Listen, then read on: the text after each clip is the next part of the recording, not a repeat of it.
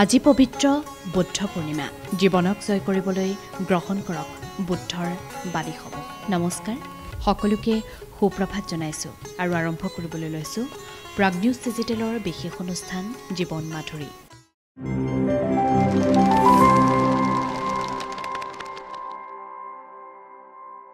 আজি পবিত্ৰ বুদ্ধ পূৰ্ণিমা।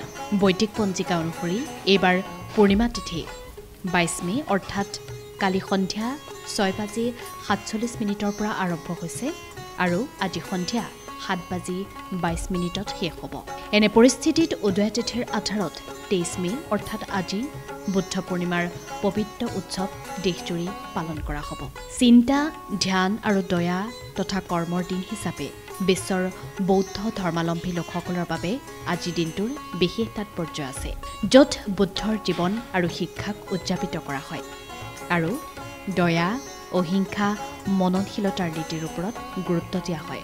বুদ্ধ পূৰ্ণিমাই বুদ্ধই প্ৰদান কৰা চিৰন্তন প্ৰজ্ঞা আৰু জ্ঞানৰ কথা মনত পেলাই দিয়ে আৰু ভক্তসকলক আভ্যন্তৰীণ শক্তি আৰু আধ্যাত্মিক জাগৰণৰ বাবে চেষ্টা কৰিবলৈ অনুপ্ৰাণিত কৰে।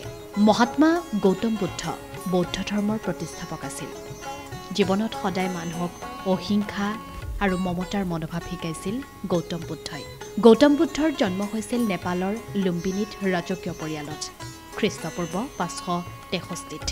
গৌতম বুদ্ধৰ বহুমূলীয়া চিন্তাই মানুহক সফল হ'বলৈ আৰু জীৱনত আগবাঢ়ি যাবলৈ অনুপ্ৰাণিত কৰে। বৌদ্ধ ধৰ্ম বিশ্বাস কৰা লোকসকল ভাৰতকে ধৰি বহু দেশতে বাস কৰে। যদি আপুনি আপোনাৰ জীৱনত জ্ঞানৰ পোহৰ বিচাৰে আৰু জীৱনটো ভালকৈ জীয়াই থাকিব বিচাৰে, তেন্তে বুদ্ধৰ বহুমূলীয়া বাক্যবোৰ আপুনি এবাৰ পঢ়াটো অতি জৰুৰী।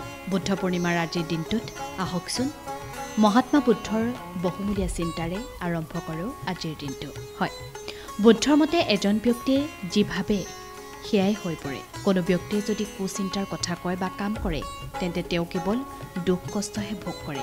কোনো ব্যক্তিয়ে যদি মনটো শুদ্ধৰে অৰ্থাৎ বিশুদ্ধ চিন্তাৰে কথা কয় বা কাম কৰে, তেন্তে তেওঁৰ জীৱনলৈ সুখ আহে। দ্বিতীয়তে, মহাত্মা বুদ্ধই কৈছে যে জীৱনত হাজাৰ হাজাৰ যুদ্ধত জয়ী হোৱাতকৈ নিজকে জয় কৰা ভাল।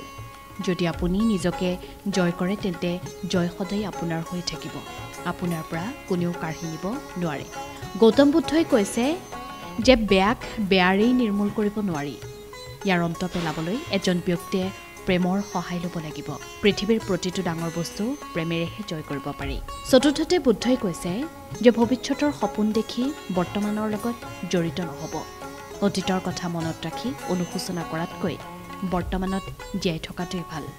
এয়াই সুখী হোৱাৰ সৰ্বোত্তম উপায়। পঞ্চমতে, জ্বলি থকা বন্তি এগছিয়ে যেনেকৈ বহু লোকক পোহৰ বিলায়, তেনেদৰে সুখৰ ভাগ বতৰা কৰিলেও পাৰস্পৰিক প্ৰেম বৃদ্ধি পায়। বুদ্ধৰ মতে সদায় ভাগ বতৰা কৰিলেহে সুখ বৃদ্ধি পায়, কেতিয়াও কমি নাযায়। ষষ্ঠতে, বুদ্ধৰ মতে বনৰীয়া জন্তুৰ ভয়তকৈ প্ৰতাৰক আৰু দুষ্ট বন্ধুক ভয় কৰা উচিত।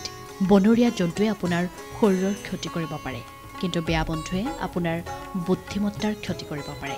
শেষত বুদ্ধৰ মতে জীৱনৰ 3টা কথা কেতিয়াও লুকুৱাই ৰাখিব নোৱাৰি। সেয়া হৈছে সূৰ্য, চন্দ্ৰ আৰু সত্য।